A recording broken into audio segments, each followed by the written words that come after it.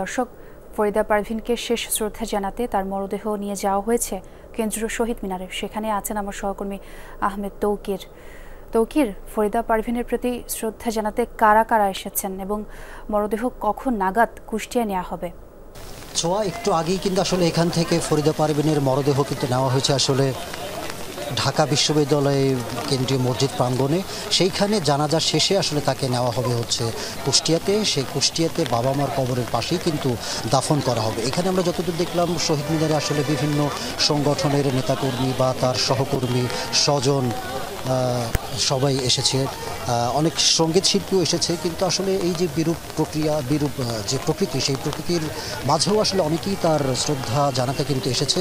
আর ফরিদা পারভিন কিন্তু আসলে লালনের গান গাওয়ার থেকে তার যে জীবন দর্শন উনি কিন্তু ধারণ করেছেন। কিন্তু তিনি লালনের গান ছাড়াও নজরুল সঙ্গীত বা আধুনিক গান বা দেশের গানও কিন্তু আসলে উনি যে যার অনন্য প্রতিভার সাক্ষ্য রেখে গেছেন, সেই কথাগুলোও কিন্তু আসলে অনেকে বলছিলেন।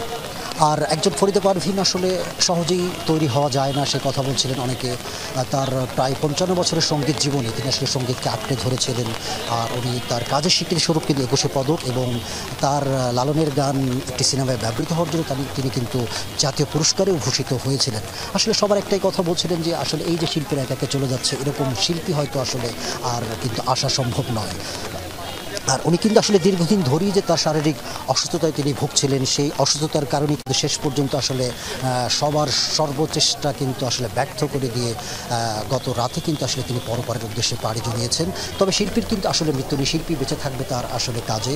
বা উনি যে আসলে যে তার কিন্তু অচিন পাখি নামে কিন্তু লালনের গানের জন্য কিন্তু তার একটা একাডেমি ছিল, সেই একাডেমির মাঝে কিন্তু আসলে লালনের গান কিন্তু প্রজন্ম থেকে প্রজন্মে ছড়িয়ে যাবে। বা লালন যে দর্শন, বাউল দর্শন বা আধ্যাত্মবাদ যেটাই বলি না কেন, সব কিছুই কিন্তু আসলে তার সেই কাজ বা তার গানে বা তার সৃষ্ট একাডেমিতেই কিন্তু আসলে প্রজন্মের পর প্রজন্ম কিন্তু আসলে বাঁচিয়ে রাখবে।